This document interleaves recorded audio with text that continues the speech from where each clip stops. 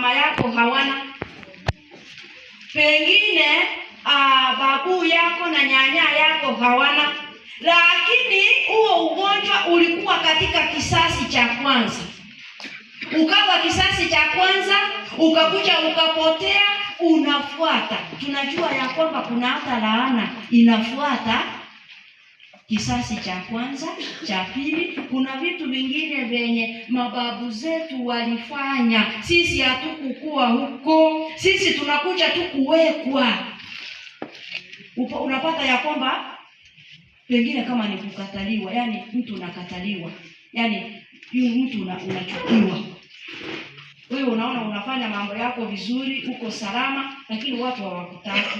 Sio ya kwamba hiyo imeanza jana, ilianza kitambo. Kuna hiyo laana ya kukataliwa yenye inakufuata kutoka kisasi kile, inakufuata mpaka wakati huu, inakuja kukuangukia wewe, ya kwamba upendi na watu.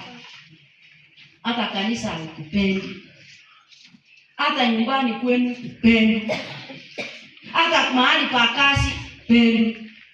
Hata watu wakipropose majina lako haliwezi likaproposiwa. Hata mkienda pengine mumeenda kupata vitu fulani, inafika kwako na inaishi.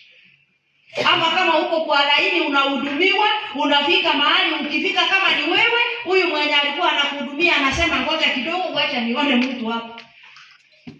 Yani hiyo ni kitu ambayo ilianza kitambo kile, sio imeanza saa hii. Ndio tunasema diabetes 1 ni ile yenye, yani ugonjwa wa sukari number 1 ni ile yenye ilianza kitambo, na sisi huenda hatujui, lakini iko. Tusonge mtumishi.